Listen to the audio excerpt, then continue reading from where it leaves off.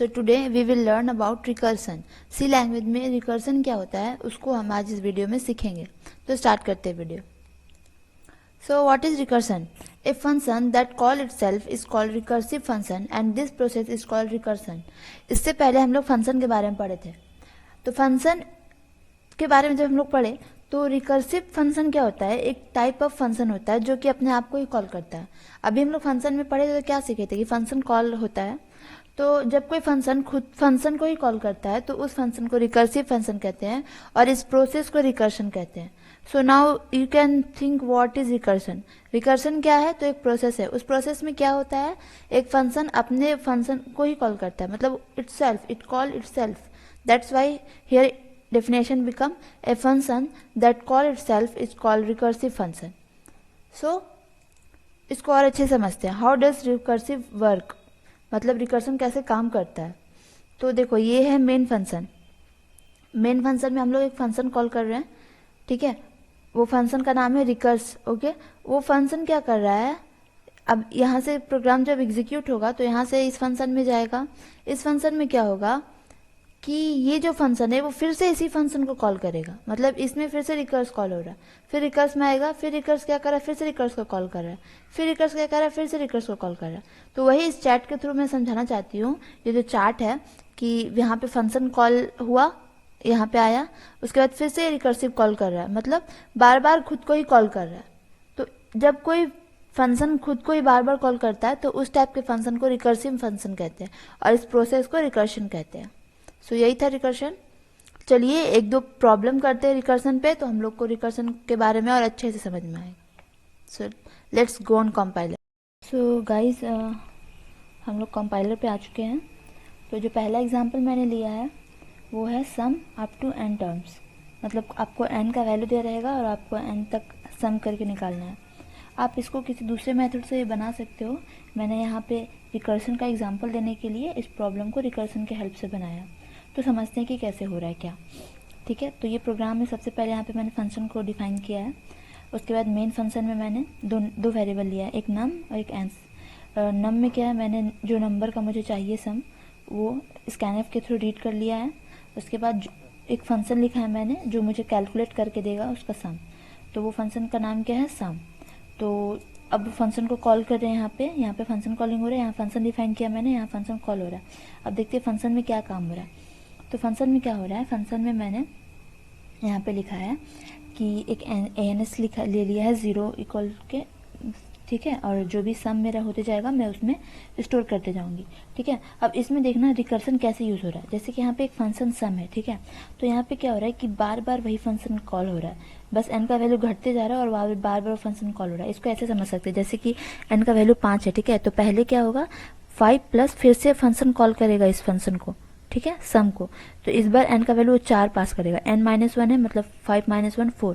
तो फिर से फंक्शन कॉल हो रहा है। तो ये क्या रिटर्न करेगा? ये फिर आएगा यहाँ पे चेक करेगा, n तो 1 नहीं है, तो ये वाला वैल्यू कैलकुलेट होगा। इसमें क्या होगा, n प्लस फिर से n, मतलब अब तो n 4 था ना, तो 5 प्लस 4 और फिर n-1 यानी कि 3। तो फिर से फंक्शन कॉल हो रहा है। फिर सेम ये चीज़ हुआ, फिर से फंक्शन कॉल हुआ, फिर से फंक्शन कॉल हुआ। लास्ट में जब n इक्वल टू 1 हो जाएगा तो उस टाइम क्या होगा, रिटर्न 1 कर देगा, मतलब अब फंक्शन और आगे नहीं जाएगा, वो अब 1 दे के स्टॉप हो गया। अभी तक क्या हो रहा है कि ये कॉल हो रहा था, फिर ये कॉल हो रहा था, फिर ये कॉल हो रहा था, फिर ये कॉल हो रहा था, पर इसके बाद स्टॉप हो गया फंक्शन।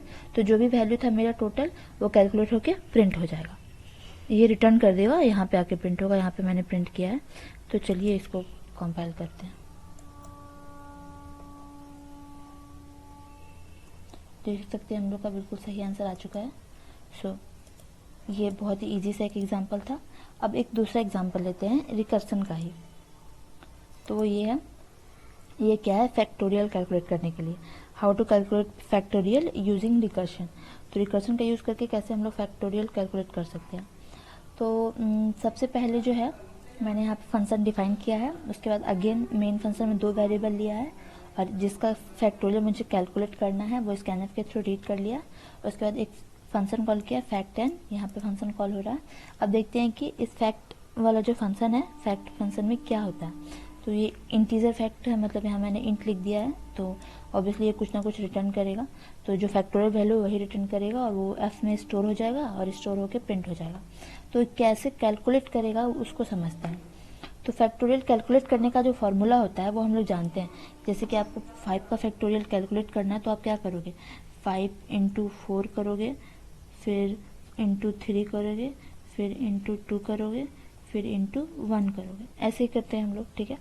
तो फार्मूला तो पता है हम लोग को, लेकिन हम लोग को यहाँ पे उस फार्मूला को प्रोग्राम के थ्रू लिखना है। तो हम लोग कैसे लिखेंगे, तो हम लोग इसमें क्या करेंगे कि अगर n इक्वल टू 0 है, मतलब अगर n 0 आ जाता है तो हम लोग 0 रिटर्न करेंगे, ठीक है।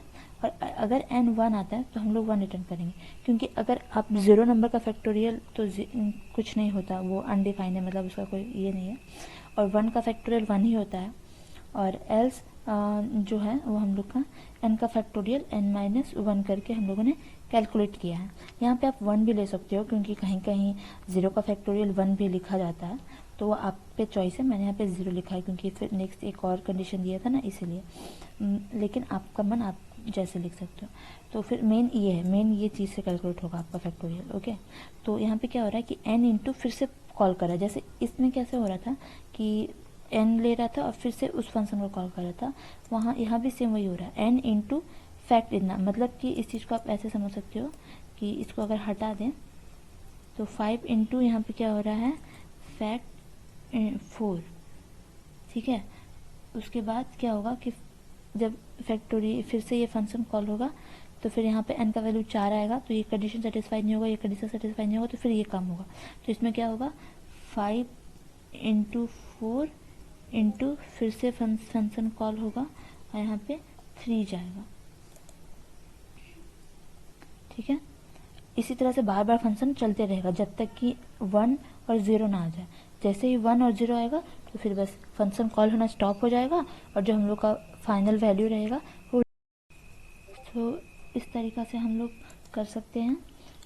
अब आगे इसको एक बार रन करके भी देख लेते हैं। कोई एरर, कोई वार्निंग नहीं आ रहा है, तो चलिए कुछ वैल्यू देकर डालते हैं। सपोज मुझे 5 का फैक्टोरियल चाहिए तो 120 आ गया। तो इस तरह से आप देख सकते हो कि बहुत ही इजी है, कोई भी टफ नहीं है। रिकर्सन में बहुत ही इजी है, अगर आप ट्राई करोगे तो आसानी से सीख सकते हो रिकर्सन का यूज़ करना। तो इस तरह से आप रिकर्सन का यूज़ कर सकते हो किसी भी प्रोग्राम में। कैसे यूज़ होता है, बार बार कॉल होता है, तो इस तरह से होता है।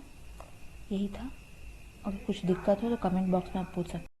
सो गाइस, हम लोगों ने एग्जांपल देख लिया रिकर्सन का। बहुत ही इजी था रिकर्सन, कोई प्रॉब्लम नहीं होना चाहिए। पर फिर भी अगर आप लोग कहीं कुछ दिक्कत है तो आप कमेंट बॉक्स में हमसे अपना डाउट शेयर कर सकते हैं, हम लोग ज़रूर क्लियर करेंगे। सो गाइस, इस वीडियो में इतना ही था। अगर वीडियो पसंद आया हो तो प्लीज़ लाइक शेयर सब्सक्राइब ज़रूर करें। Thank you guys.